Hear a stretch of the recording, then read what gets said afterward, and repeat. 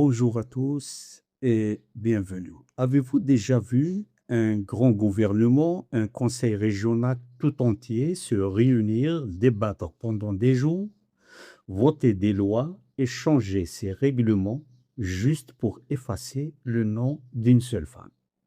Une femme qui n'est ni une politicienne, ni une dirigeante militaire. Une jeune femme dont la seule arme, ce sont des gants de boxe. Aujourd'hui, nous allons raconter l'histoire d'une décision politique qui a secoué la France et l'Algérie ces derniers jours. Installez-vous confortablement car voici dans les moindres détails l'une des grandes imbécilités politiques jamais imaginées en France. Tout commence dans une petite ville tranquille juste à côté de Lyon, une ville qui s'appelle Mézieux. Dans cette ville, il y a un lycée moderne, le lycée Arnaud Beltrame. En avril dernier, la direction de ce lycée, des enseignants, des éducateurs se réunissent. Ils veulent baptiser la nouvelle salle de sport de l'établissement. Ils cherchent un nom fort, un nom qui inspire la jeunesse, qui parle de courage, de résilience et de dépassement de soi. Et là, une idée s'impose d'elle-même. Imen Khalif. Oui, la championne olympique algérienne des Jeux de Paris 2024.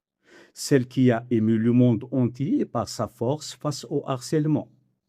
Pour le lycée, c'est le symbole parfait de la détermination et de l'égalité. L'inauguration est fixée en grande pompe pour le 7 mai. Tout est prêt, les plaques sont commandées. Mais c'était sans compter sur ce qui se tramait dans les couloirs de la politique française. À peine l'information est-elle sortie que la machine politique s'emballe. L'extrême droite française et la droite dure locale voient rouge. Pour eux, voir le nom d'une championne algérienne fière, triomphante, gravé sur les murs d'un établissement public français, c'est tout simplement inacceptable à leurs yeux. Le premier à dégainer, c'est Philippe Meunier, le vice-président de la région Auvergne-Rhône-Alpes, issu de la droite traditionnelle. Il bloque immédiatement l'inauguration du 7 mai. Sa déclaration, je vous la cite, la région ne manque pas de champions olympiques exemplaires.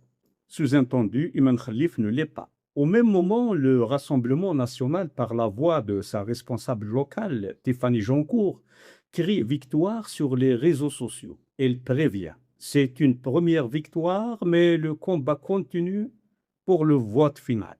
Et c'est là, mes chers spectateurs, que l'histoire devient fascinante et profondément politique. Parce qu'on pêchait une inauguration par un simple coup de fil ou un coup de pression, légalement, ça ne suffit pas. Le lycée a son autonomie, le conseil d'administration doit voter. Alors, comment faire pour interdire définitivement le nom d'Iman Khalif sans donner l'impression de faire une discrimination directe? C'est là que la région Auvergne-Rhône-Alpes déploie ce qu'on appelle en politique un chef-d'œuvre de bureaucratie ciblée. Le jeudi 25 juin, le conseil régional se réunit. À l'ordre du jour, une toute nouvelle réglementation sur la dénomination des espaces publics et des lycées. Un texte de loi sur mesure. Regardons ensemble les critères qu'ils ont votés. C'est du grand art. Désormais, pour qu'un espace porte le nom d'une personne, celle-ci doit répondre à des conditions ultra strictes. Premièrement, le nom doit être consensuel, digne et fédérateur. Deuxièmement, la priorité doit être donnée aux personnalités décédées. Et troisièmement, si la personne est vivante, elle doit obligatoirement être de nationalité française et entretenir un lien fort avec le territoire régional. Vous avez bien entendu, il doit être de nationalité française. Ce n'est plus un règlement général, c'est un texte écrit, pensé et voté pour exclure de facto une seule et unique personne, Iman Khalif. C'est ce que le jargon journalistique appelle désormais le règlement anti-Imam Khalif. Mais posons-nous la vraie question, celle que personne n'ose poser tout haut. Pourquoi une championne de boxe de 26 ans, née à Tiaret, qui s'entraîne dur, fait-elle si peur à des politiciens chevronnés dans une grande région française? Pourquoi son simple nom sur une plaque au fond d'un gymnase de banlieue lyonnaise provoque-t-il une telle panique identitaire? Pour comprendre, il faut revenir en arrière. Il faut se souvenir de ce que Imam Khalif représente aux Jeux olympiques de Paris. Il n'a pas simplement gagné une médaille d'or, il est devenu, malgré elle, le centre d'une guerre culturelle mondiale.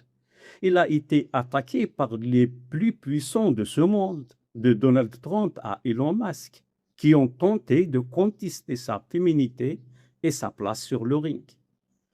Et qu'a-t-elle fait? Elle a gagné. Il a marché sur le ring. Il a levé le drapeau algérien et il est devenu une icône mondiale de la résilience. Pour l'extrême droite française, Imam Khalif incarne deux choses qu'ils combattent farouchement: la réussite de la diversité et les liens profonds, passionnels, complexes qui unissent la jeunesse des banlieues françaises à ses racines algériennes. En choisissant son nom, le lycée de Messieux voulait célébrer la force d'une femme, mais la politique y a vu une menace contre l'identité régionale. Alors oui, la région a voté sa loi. Oui, techniquement, la salle de sport du lycée Arnaud Beltrame ne portera pas le nom d'Imam Khalif. L'extrême droite crie à la victoire définitive. Mais laissez-moi vous dire une chose. La réalité, c'est que cette affaire n'a fait que grandir le statut de notre championne. Quand des institutions publiques doivent modifier leurs propres lois régionales pour bloquer le nom d'un athlète, ce n'est pas une démonstration de force, c'est l'aveu d'une immense faiblesse. Ils ont réussi à enlever son nom d'une plaque en plastique sur un mur en béton, mais ils n'enlèveront jamais son nom de l'histoire du sport ni du cœur des millions de personnes qui ont vibré pour elle. Imam Khalif reste une championne olympique, intouchable sur son piédestal. Et ce règlement, ironiquement, ne fera que rappeler à chaque élève de ce lycée qui passera devant cette salle anonyme le nom de celle qu'on a voulu effacer.